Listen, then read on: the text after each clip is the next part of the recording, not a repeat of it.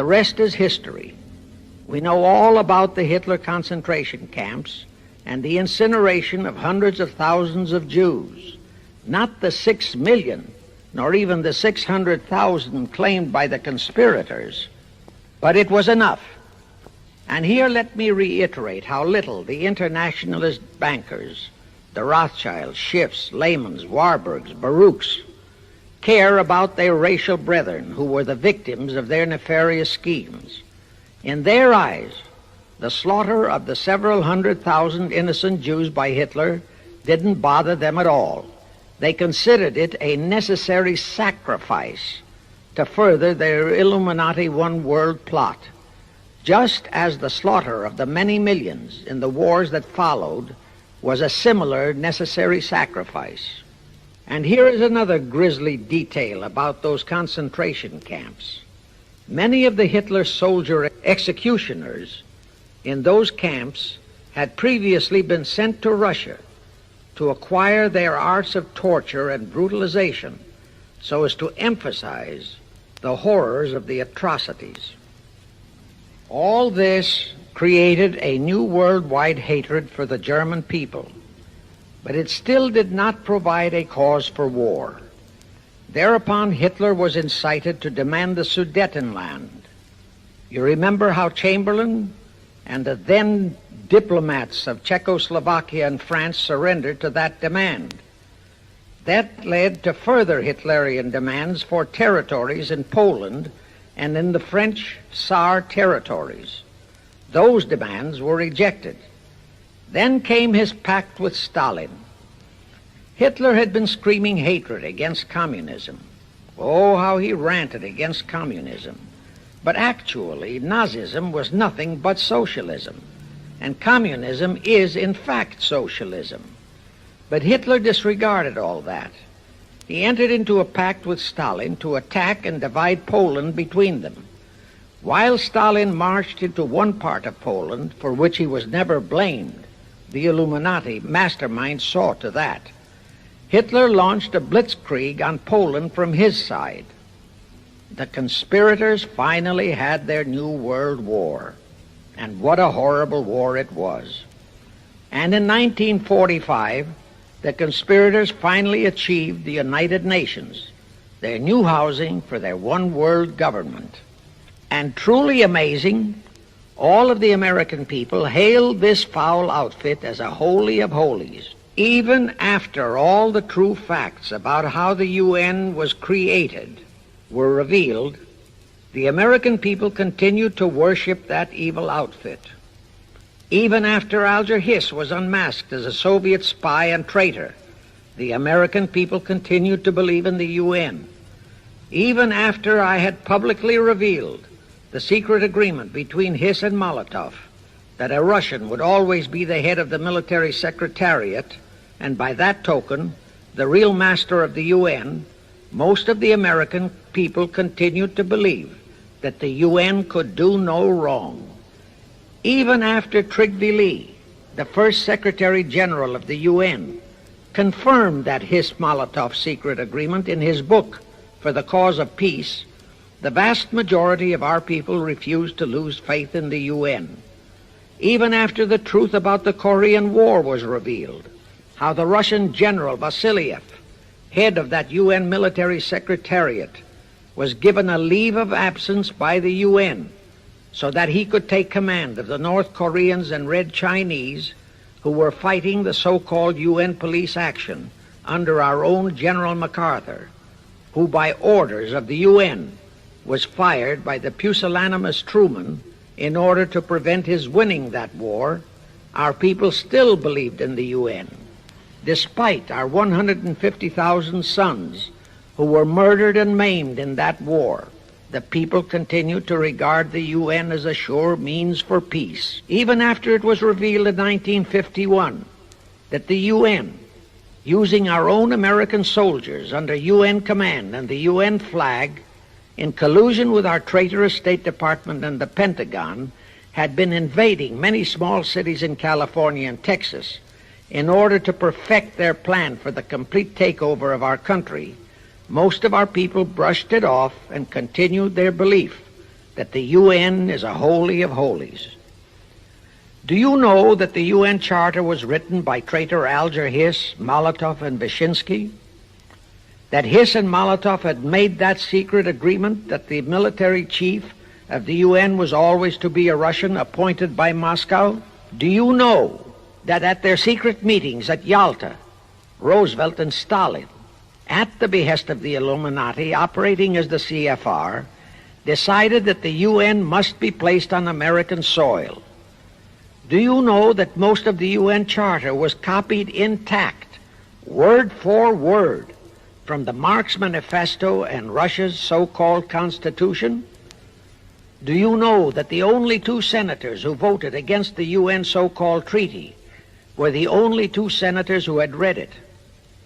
Do you know that since the UN was founded, communist enslavement has grown from 250 million to 1 billion? Do you know that since the UN was founded to ensure peace, there have been at least 20 major wars incited by the UN, just as they are now inciting a war against Little Rhodesia? Do you know that under the UN setup, the American taxpayers have been forced to make up the UN Treasury deficit of many millions of dollars because of Russia's refusal to pay her share?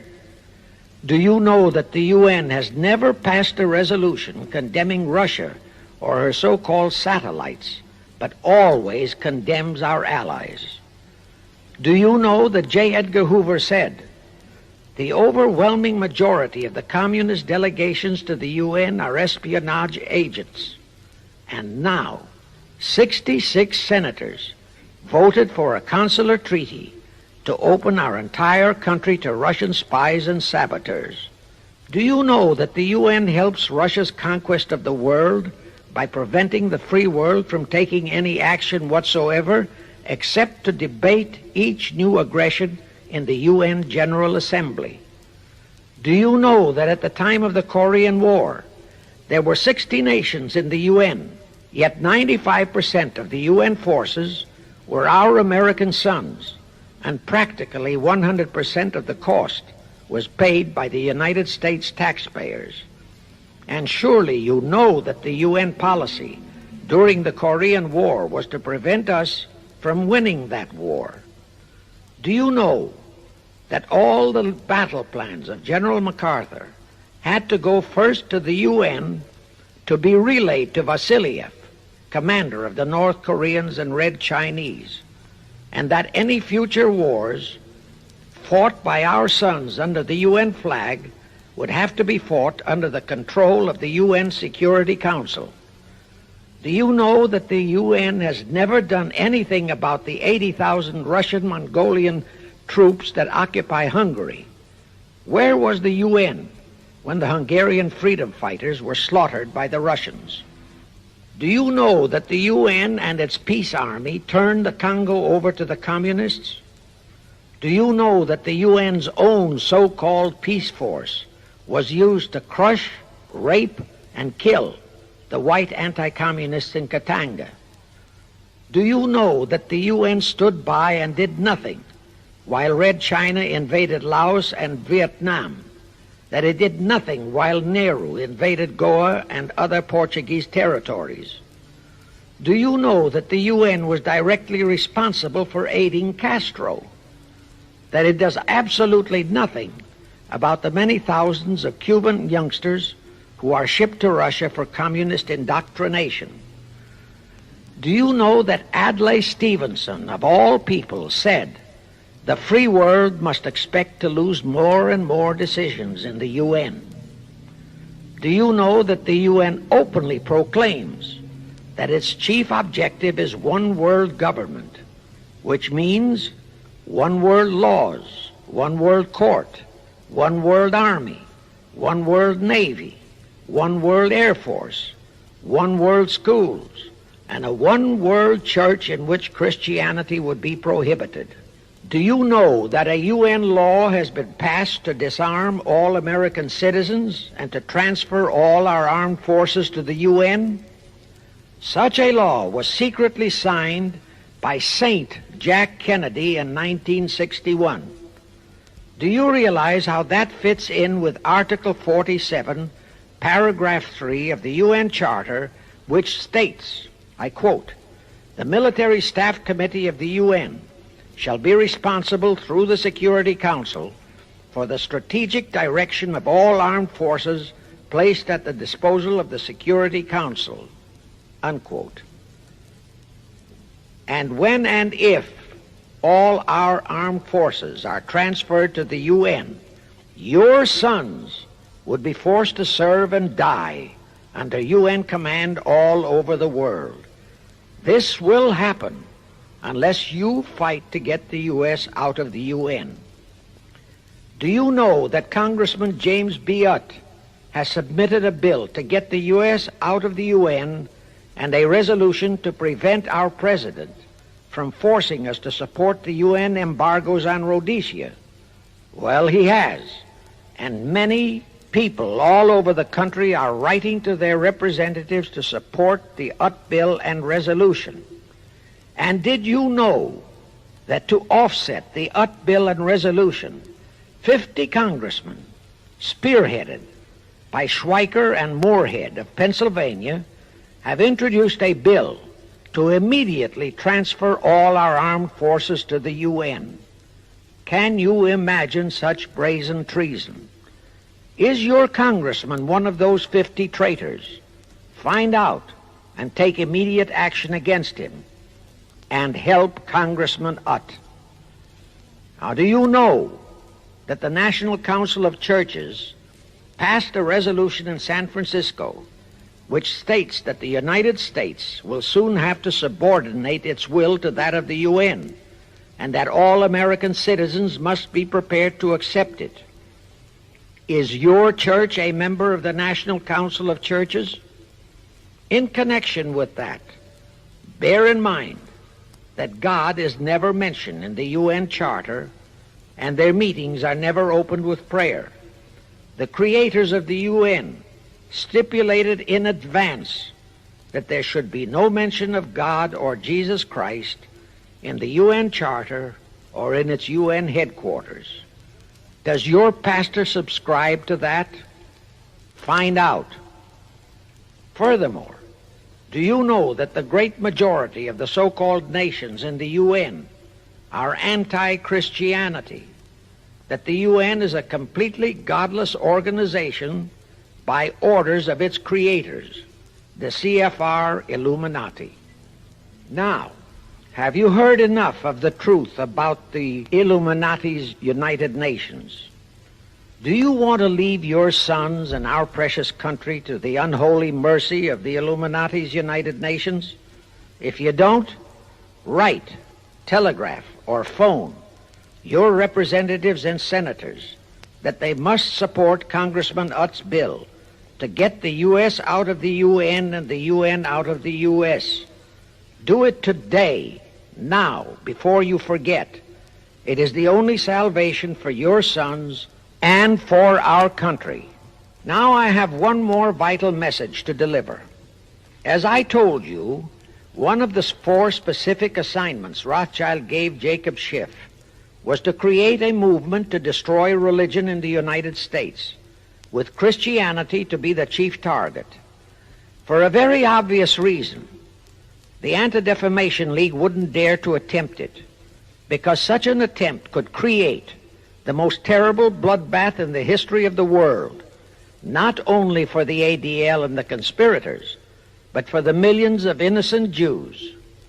Schiff turned that job over to Rockefeller for another specific reason. The destruction of Christianity could be accomplished only by those who are entrusted to preserve it, by the pastors, the men of the cloth.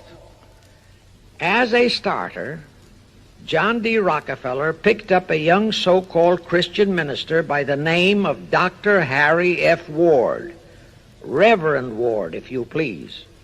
At that time, he was teaching religion at the Union Theological Seminary. Rockefeller found a very willing Judas in this reverend. Thereupon, in 1907, he financed him to set up the Methodist Foundation of Social Service. And Ward's job was to teach bright young men to become so-called ministers of Christ and to place them as pastors of churches. While teaching them to become ministers, the Reverend Ward also taught them how to very subtly and craftily preach to their congregations that the entire story of Christ is a myth, to cast doubts on the divinity of Christ, to cast doubts about the Virgin Mary. In short, to cast doubts on Christianity as a whole. It was not to be a direct attack, but much of it by crafty insinuation that was to be applied in particular to the youth in the Sunday schools. Remember Lenin's statement, "Give me just one generation of youth and I'll transform the whole world."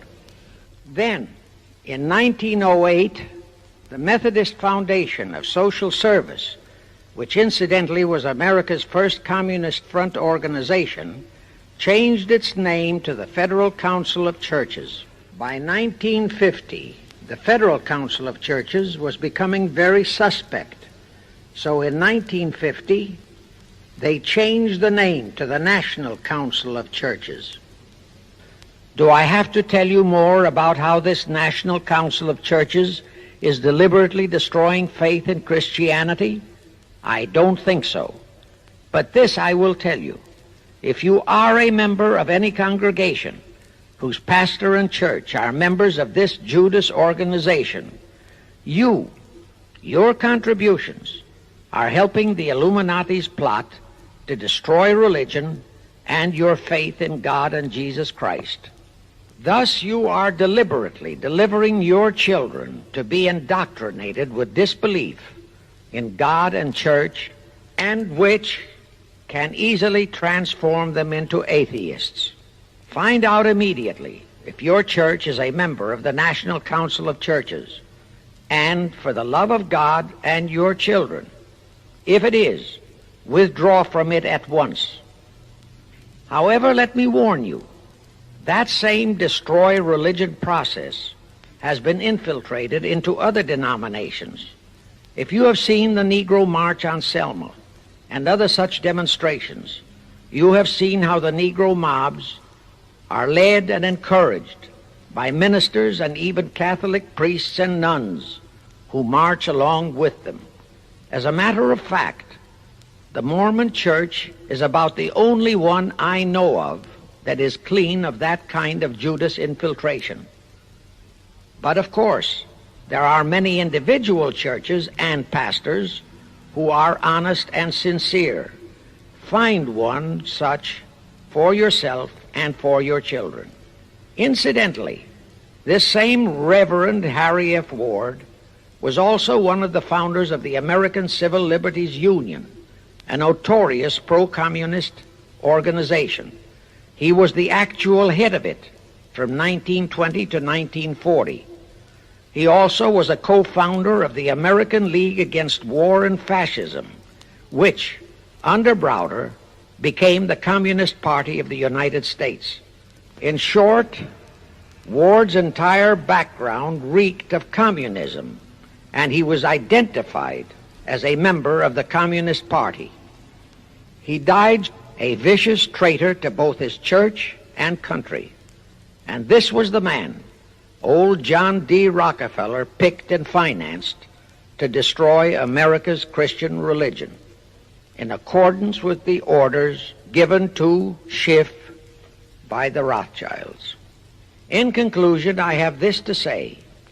You probably are familiar with the story of how one Dr. Frankenstein created a monster to do his will of destroying his chosen victims, but how instead, in the end, that monster turned on his own creator, Frankenstein, and destroyed him.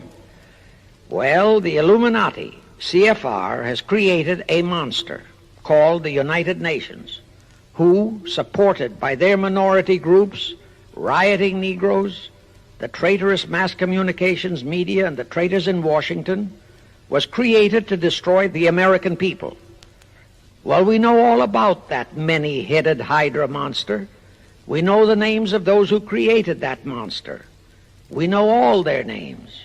And I predict that one fine day the American people will come fully awake and cause that very monster to destroy its creator.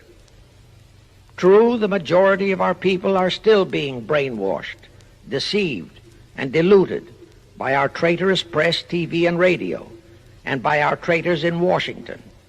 But surely, by now, enough is known about the UN to stamp that outfit as a deadly, poisonous rattlesnake in our midst. My only wonder is what it will take to awaken and arouse our people to the full truth. Perhaps this record will do it. 100,000 or 1,000,000 copies of this record can do it. I pray to God it will, and I pray to Him to inspire you, all of you, to spread this story via this record to all loyal Americans in your community. You can do it by playing it to study groups assembled in your homes, at meetings of the American Legion, the VFW, the DAR, all other civic groups and women's clubs, especially the women's clubs who have their sons' lives at stake. With this record, I have provided you with the weapon that will destroy the monster. For the love of God, of our country, and of your children, use it. Get a copy of it into every American home.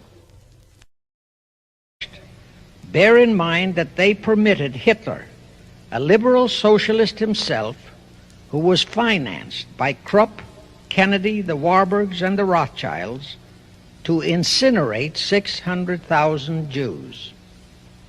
Now, just why did the conspirators choose the word Illuminati for their satanic organization? Weishaupt himself said that the word is derived from Lucifer and means holders of the light, using the lie that his objective was to bring about a one-world government to enable those with mental ability to govern the world and prevent all wars in the future. In short, using the word peace on earth as his bait, exactly as that same bait, peace, was used by the 1945 conspirators to foist the United Nations on us. Weishaupt, financed, I repeat, by the Rothschilds, recruited some 2,000 paid followers. These included the most intelligent men in the fields of arts and letters, education, the sciences, finance, and industry. He then established lodges of the Grand Orient, Masonic lodges, to be their secret headquarters. And I again repeat that in all of this he was acting under orders from the House of Rothschild. The main features of the Weishaupt plan of operation required his Illuminati to do the following things to help them to accomplish their purpose. Number one, use monetary and sex bribery to obtain control of men already in high places in the various levels of all governments and other fields of endeavor. Once influential persons had fallen for the lies, deceits, and temptations of the Illuminati, they were to be held in bondage by application of political and other forms of blackmail, threats of financial ruin, public exposure and physical harm, even death, to themselves and loved members of their families. Do you realize how many present top officials in our federal government in Washington are controlled in just that way by the CFR? Do you realize how many homosexuals in our State Department, the Pentagon, all federal agencies, even in the White House, are controlled that way? Number two, Illuminati on the faculties of colleges and universities were to cultivate students possessing exceptional mental ability, belonging to well-bred families with international leanings, and recommend them for special training in internationalism. Such training was to be provided by granting scholarships to those selected by the Illuminists. That gives you an idea what a Rhodes Scholarship means. It means indoctrination into accepting the idea that only a one-world government can put an end to recurring wars and strife. That's how the United Nations was sold to the American people. One of the most notable Rhodes Scholars we have in our country is Senator William J. Fulbright, sometimes referred to as Half-Bright. His entire voting record spells Illuminati. All such scholars were to be first persuaded and then convinced. The question of how and why the United Nations is the crux of the great conspiracy to destroy the sovereignty of the United States and the enslavement of the American people within a UN one-world dictatorship is a complete and unknown mystery to the vast majority of the American people. The reason for this unawareness of the frightening danger to our country and to the entire free world is simple. The masterminds behind this great conspiracy have absolute control of all of our mass communications media, especially television, the radio, the press, and Hollywood.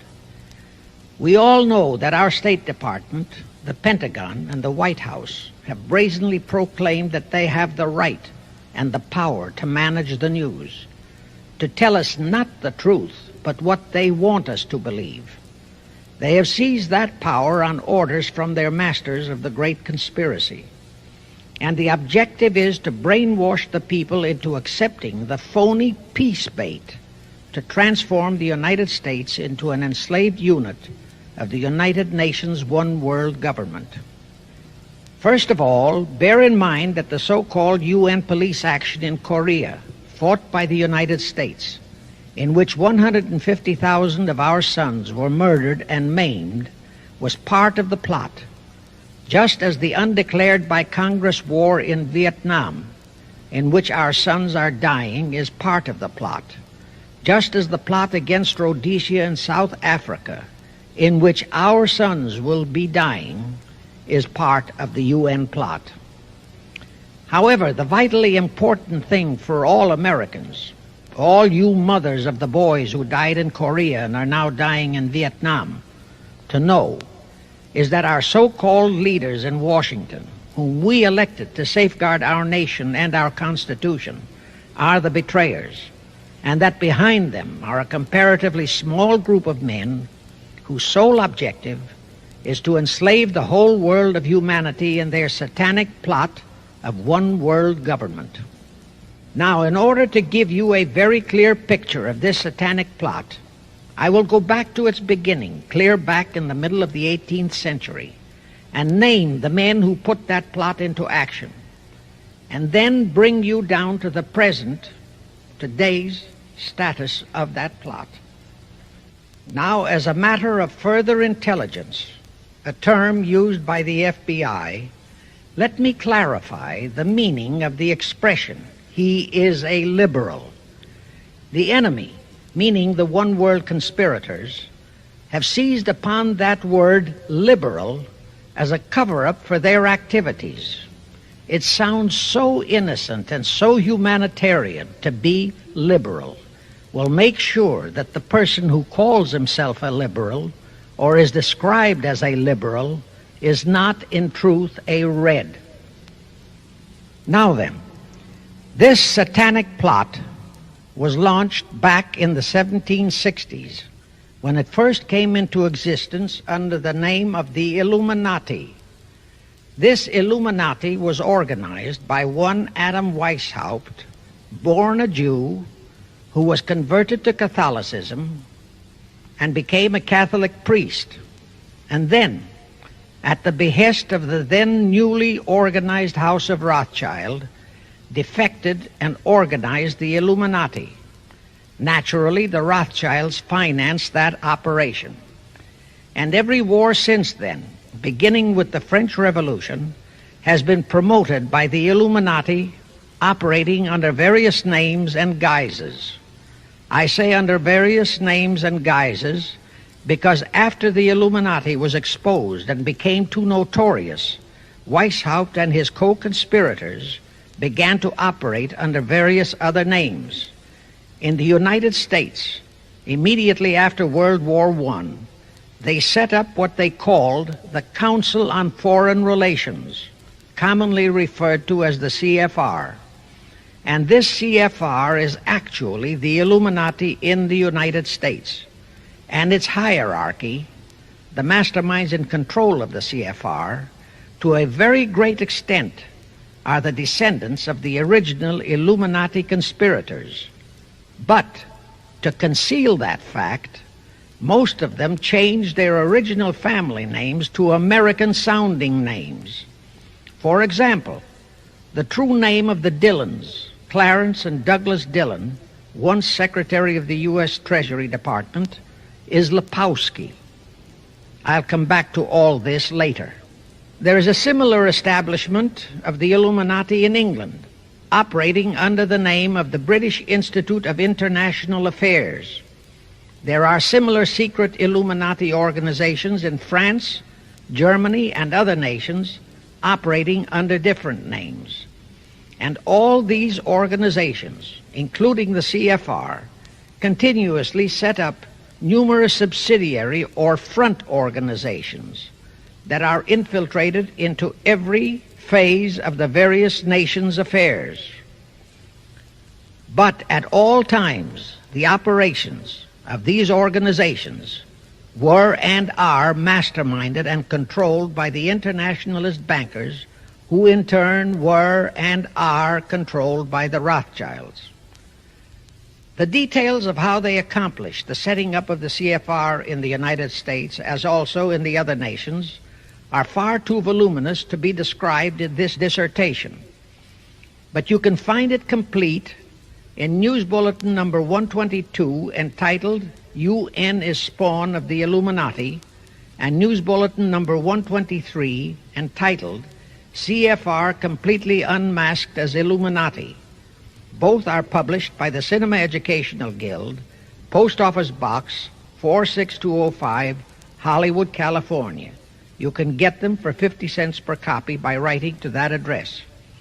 Those news bulletins reveal the names of the original founders of the Illuminati and the Americanized names of their descendants in the present CFR. Now I'll go back to the activities of the original Illuminati conspirators. As revealed in News Bulletin number 122, one branch of the Rothschild family had financed Napoleon. Another branch of the Rothschilds, both branches the real masterminds of the Illuminati, financed Britain, Germany, and the other nations in the Napoleonic Wars. Immediately after the Napoleonic Wars, the Illuminati assumed that all the nations were so destitute and so weary of wars that they'd be glad for any solution. So the Rothschild stooges set up what they called the Congress in Vienna, and at that meeting they tried to create the first League of Nations, their first attempted one-world government, on the theory that all the crowned heads of the European governments were so deeply in debt to them that they would willingly or unwillingly serve as their stooges. But the Tsar of Russia caught the stench of the plot and completely torpedoed it. The enraged Nathan Rothschild, then the head of that dynasty, vowed that someday he or his descendants would destroy the Tsar and his entire family. And his descendants did accomplish that very threat in 1917. At this point, bear in mind that the Illuminati was not set up to operate on a short-range basis. Normally, a conspirator of any type enters into a conspiracy with the expectation of achieving his objective during his own lifetime. But that was not the case with the Illuminati. True, they hoped to accomplish their objective during their lifetime. But, paraphrasing The Show Must Go On, the Illuminati operates on the very long-range basis. Whether it will take scores of years or even centuries, they have dedicated their descendants to keep the plot boiling until, they hope, the conspiracy is achieved. Now let's go back to the birth of the Illuminati. Adam Weishaupt was a Jesuit-trained professor of canon law, teaching in Ingolstadt University when he defected from Christianity to embrace the Luciferian conspiracy. It was in 1770 that the professional moneylenders, the then recently organized House of Rothschild, retained him to revise and modernize the age-old protocols of Zionism, which from the outset was designed to give the synagogue of Satan, so named by Jesus Christ, ultimate world domination, so they could impose the Luciferian ideology upon what would remain of the human race after the final social cataclysm by use of satanic despotism. Weishaupt completed his task May 1st, 1776. Now you know why May 1 is the great day with all communist nations to this very day. That was the day, May 1, 1776, that Weishaupt completed his plan and officially organized the Illuminati to put the plan into execution. That plan required the destruction of all existing governments and religions. That objective was to be reached by dividing the masses of people whom he, Weishaupt, termed Goyim, or human cattle, into opposing camps in ever-increasing numbers on political, social, economic, and other issues, the very conditions we have in our country today. The opposing sides were then to be armed and incidents provided which would cause them to fight and weaken themselves and gradually destroy national governments and religious institutions. Again, I say, the very conditions in the world today. And at this point, let me stress a prime feature of the Illuminati plans. When and if their blueprint for world control, the protocols of the elders of Zion, is discovered and exposed, they would wipe all the Jews off the face of the earth in order to divert suspicions from themselves. If you think this is far-fetched, that men of special talent and brains have the right to rule those less gifted on the ground that the masses don't know what is best for them physically, mentally, and spiritually. In addition to the Rhodes and similar scholarships, today there are 3 special Illuminati schools located in Gordonstown in Scotland, Salem in Germany, and Anavryta in Greece. These 3 are known ones, but there are others that are kept under cover. Prince Philip, the husband of Britain's Queen Elizabeth, was educated at Gordonstown at the instigation of Lord Louis Mountbatten, his uncle, a Rothschild relative who became Britain's admiral of the fleet after World War II ended.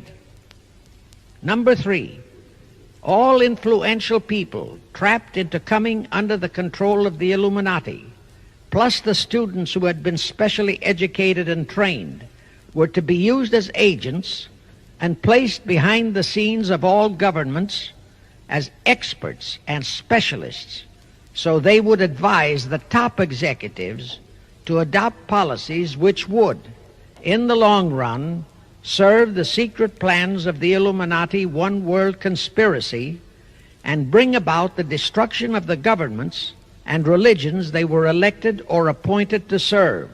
Do you know how many such men operate in our government at this very time? Rusk, McNamara, Hubert Humphrey, Fulbright, Kuchel, and go on and on and on. Number 4, perhaps the most vital directive in Weishaupt's plan was to obtain absolute control of the press, at that time the only mass communications media, to distribute information to the public, so that all news and information could be slanted, so that the masses could be convinced that a one-world government is the only solution to our many and varied problems. Now do you know who owns and controls our mass communications media? I'll tell you, practically all the movie lots in Hollywood is owned by the Lehmans, Kuhn Loeb and Company, Goldman Sachs, and other internationalist bankers. All the national radio and TV channels in the nation are owned and controlled by those same internationalist bankers. The same is true of every chain of metropolitan newspapers and magazines, also of the press wire services, such as Associated Press, United Press International, etc. The supposed heads of all those media are merely the fronts for the internationalist bankers, who in turn compose the hierarchy of the CFR, today's Illuminati in America. Now can you understand why the Pentagon's press agent Sylvester so brazenly proclaimed that the government has the right to lie to the people? What he really meant was that our CFR-controlled government had the power to lie to and be believed by the brainwashed American people. BNN.